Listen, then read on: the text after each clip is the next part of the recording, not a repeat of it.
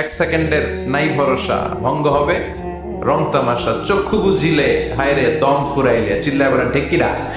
যে কোনো সময় চলে যায়।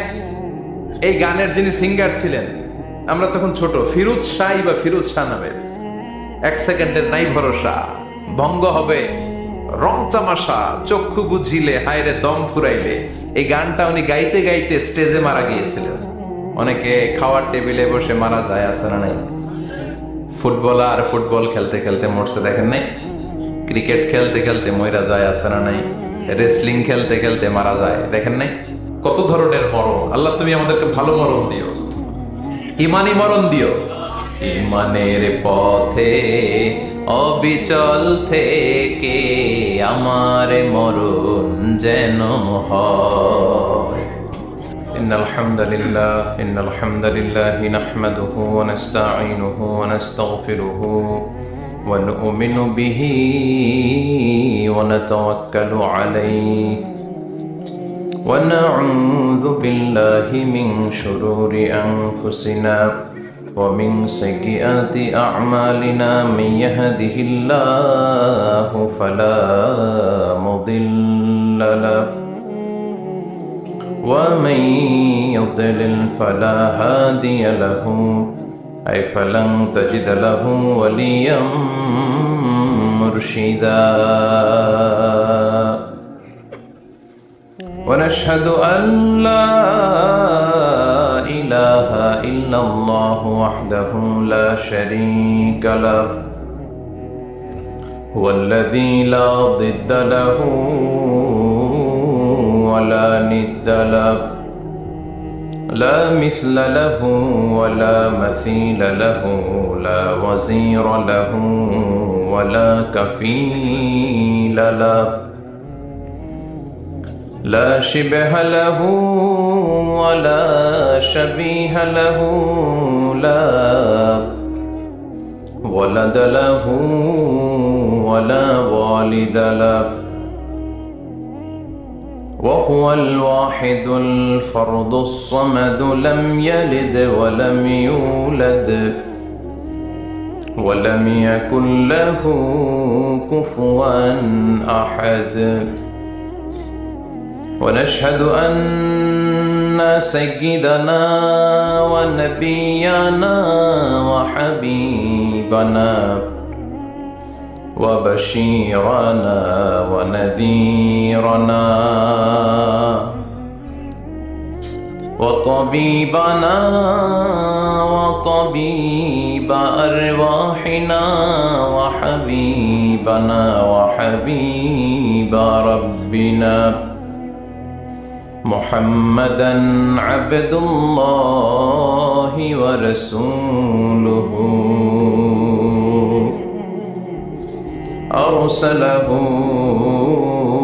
بالحق بشيرا ونذيرا وداعيا إلى الله بإذنه وسراجا منيرا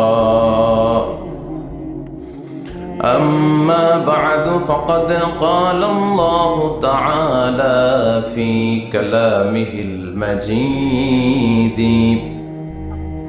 وفي فرقانه الحميد أعوذ بالله من الشيطان الرجيم بسم الله الرحمن الرحيم بل تؤثرون الحياة الدنيا والآخرة خير وأبقى إن الله وملائكته يصلون على النبي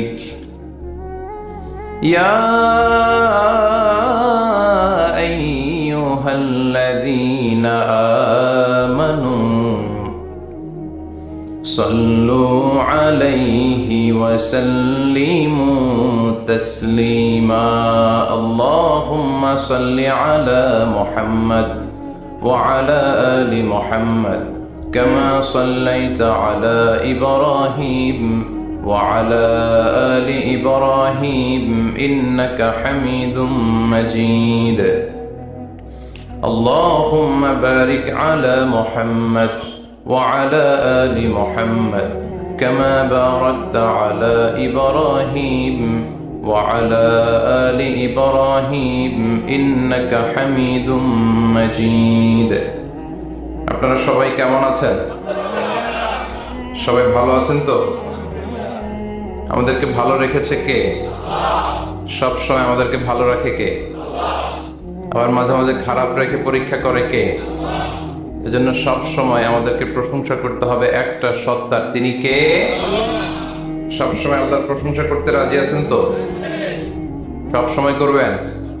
আওয়াজ করে বলেন, সকালবেলা প্রশংসা করবেন কার?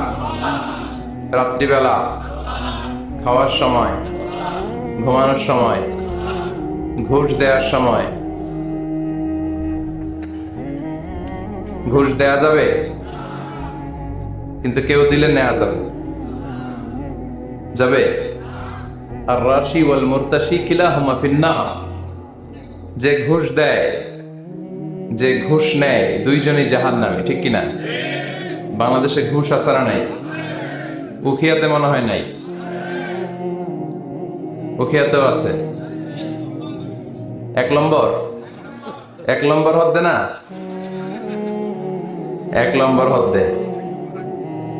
তো ঘুষ আছে বাংলাদেশে।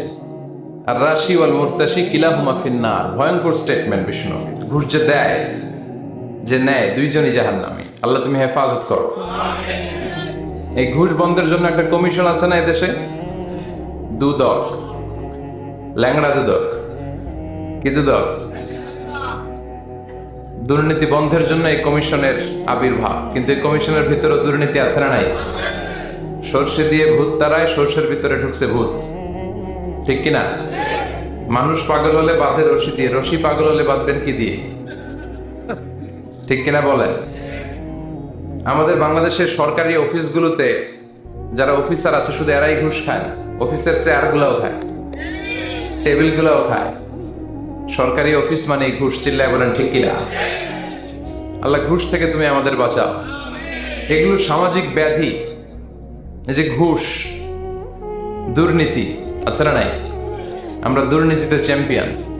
কয়েকটা কারণে গোটা বিশ্বে মানুষ আমাদেরকে চিনে। এর মধ্যে একটা হচ্ছে দুর্নীতি, আরেকটা হচ্ছে অপরিচ্ছন্নতা। আমরা যেখানে সেখানে আবর্জনা ফেলি। দেশের বাইরে গেলে একটু পরিষ্কার চলি, দেশে আসলে যেই সেই।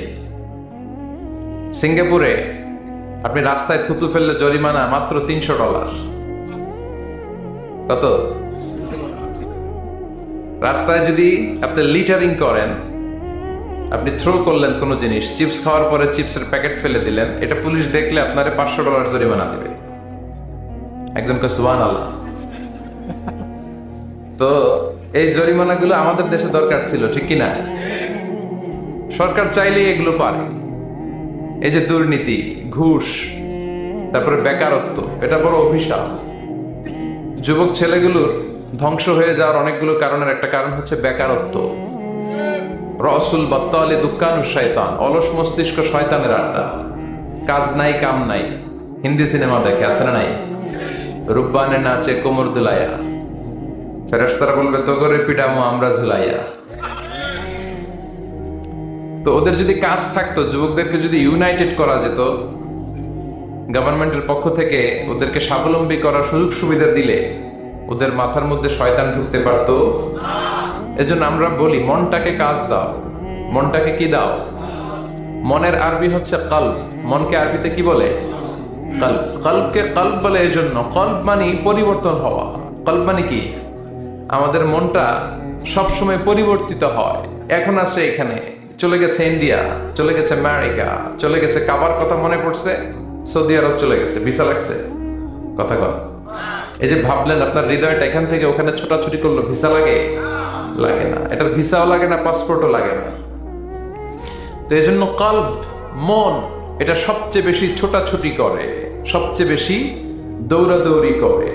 তো যুবকদের মনটাকে, এটা লাগামহীন হয়েছে, এটাকে ধরে রাখতে হবে কাজের মধ্য দিয়ে। মানুষের মনটাও ছোটাছুটি করে, কাজ না থাকলে এদিক যায় ওদিক যায়, ভালো খারাপ সব চিন্তা দুশ্চিন্তা মাথার মধ্যে চট পাকে, ঠিক কিনা? এই জন্য নিজেকে যদি কাজে ব্যস্ত রাখেন, এই পাগলামি মাথার মধ্যে ঢুকবে? কথা বলেন। এজন্য আমাদের স্লোগান হচ্ছে মনটাকে কাজ দাও। কি দাও? সবসময় নিজেকে কাজে ব্যস্ত রাখতে হবে। এই বেকারত্ব চাইলেই সরকার দূর করতে পারে। এই লাস্ট বিসিএস যেটা গেল, এটা কততম বিসিএস? 37তম। এটাতে অ্যাপ্লাই করছে কতজন জানেন? কত? যে পরিমাণে লোকজন অ্যাপ্লাই করেছে তাতে খুব সম্ভবত প্রায় 300 কোটি টাকা পেয়েছে গভর্নমেন্ট, শুধু যে ব্যাংক ড্রাফট করে অ্যাপ্লাই করা লাগে। এই বাংলাদেশ ভারত পাকিস্তানে, পাকিস্তান বাদ দিলাম, ওটার কথা কইলেই রাজাকার, কথা কয় না। বাংলাদেশ ভারত এই দুটার কথাই বলি। এই দুই দেশে চাকরি সোনার হরে, ঠিক কিনা? কেরানির কিছু পদের জন্য হাজার হাজার ডক্টরেট ডিগ্রিধারীরা ইন্ডিয়াতে অ্যাপ্লাই করেছে। বাংলাদেশেও এই করুণ দশা। তো এই যে বিসিএস পরীক্ষার্থীদের কাছ থেকে হাজার হাজার কোটি টাকা গভর্নমেন্ট নিয়ে নিল, এটা দিয়ে ওদের কর্মসংস্থানের দরকার আছে না নাই? এটা গভর্নমেন্টের দায়িত্ব, সরকারের দায়িত্ব। সরকার যদি এই কাজ করে, সরকার যদি ইনসাফপূর্ণ কাজ করে, তাহলে ইন দ্য ডে অফ জাজমেন্টে আল্লাহর আরশের নিচে সরকারের সদস্যদেরকে ছায়া দিবে কে? আর যদি উল্টাপাল্টা করে, মায়ের আছে না নাই? নগদ মায়ের, ঠিক কিনা? কবর থেকে শুরু, জাহান্নামের আখড়া বানিয়ে আল্লাহ রাখবে। চিৎকার করে বলেন ঠিক কিনা? এই জন্য আমি সবসময় বলি, নেতা নির্বাচনের ক্ষেত্রে খুব চুজি হতে হবে আপনাদেরকে। সাবধান, সামনে নির্বাচন না, আমার ভাই তোমার ভাই, এগুলো নিষেধ, এগুলো বলা যাবে না। এই যে বলে দিচ্ছে উপস্থাপক, কোনো আমার ভাই তোমার ভাই চলবে না, চলবে লিল্লাহি তাকবীর, আল্লাহু আকবার। তবে ভোটটা যেন ইসলামের পক্ষে যায়। কোন দলের পক্ষে কোনো মাহফিলে কথা বলা যাবে না, কারণ এটা সবার প্রোগ্রাম। এখানে মুসলিম আসবে, অমুসলিম ভাইরাও আমাদের তাফসীর শুনে না? অনেক অমুসলিম তার নাম পরিবর্তন করে, এফিডেভিট করে, শাহাদা বাক্য পড়ে মঞ্চে ঘোষণা দেয়, আমার নাম ছিল সুভাষ চন্দ্র দাস, আজকে থেকে আমি আব্দুল্লাহ। এই তাফসীর মাহফিলগুলো, এগুলো উইটনেস, আমাদের জন্য সাক্ষী। এজন্য এই প্রোগ্রাম সবার। ইসলাম হচ্ছে সবার, কোরআন হচ্ছে সবার। ইসলাম ধর্ম কি শুধু আমাদের? কথা বলেন। এটা সবার জন্য আল্লাহ পাঠিয়েছে। এটা হিন্দুদেরও ধর্ম, এটা খ্রিস্টানদেরও ধর্ম, এটা সবার ধর্ম। কিন্তু ওরা না মানলে আমরা কি করব? কথা বলেন। কোরআনটা কি শুধু আমাদের? এটা গোটা মানব মণ্ডলীর। বিশ্বনবী রহমত শুধু আমাদের? রাহমাতাল লিল, I have sent you as a mercy and blessing for the entire world, for the entire universe. ও নবী, আমি আপনাকে গোটা বিশ্বের জন্য রহমত করে পাঠিয়েছি। শুধু বলেননি যে মুমিনদের জন্য রহমত করে আপনাকে পাঠিয়েছি, মুত্তাকিদের জন্য রহমত করে পাঠিয়েছি, এমনটি বলেছে? সবার জন্য। তাফসীর মাহফিল সবার, এখানে সবাই আসতে পারবে। আস্তিক নাস্তিক, হিন্দু বৌদ্ধ খ্রিস্টান মুসলমান সবাই আসতে পারবে। ওদেরকে আসার সুযোগ করে দিতে হবে, তাহলেই না ওরা ইসলামের সৌন্দর্য দেখে ইসলামের প্রতি আকৃষ্ট হবে। চিল্লায় বলেন ঠিক কিনা? বিশ্বনবী যুদ্ধ করে ইসলাম কায়েম করে নাই। অনেক কাফিরের আন্ডা বাচ্চা আছে, বিশ্বনবীর চেহারা দেখেই কালিমা পড়েছে, অন্য কিছু না। অনেকে আছে বিশ্বনবীর সুললিত কণ্ঠের তেলাওয়াত শুনে কালিমা পড়ে মুসলমান হয়েছে। আমরা কোরআনের তেলাওয়াত শুনতে চাই না, কিন্তু কাফির মুশরিকেরা, পৌত্তলিক যারা সারাদিন মূর্তির পূজা করত, তারা রাত্রিবেলা লুকিয়ে লুকিয়ে বিশ্বনবীর কণ্ঠের তেলাওয়াত শুনতে যেত। বিশ্বনবীর কণ্ঠের সাথে পৃথিবীর কারো কণ্ঠের কোনো তুলনা হতে পারে?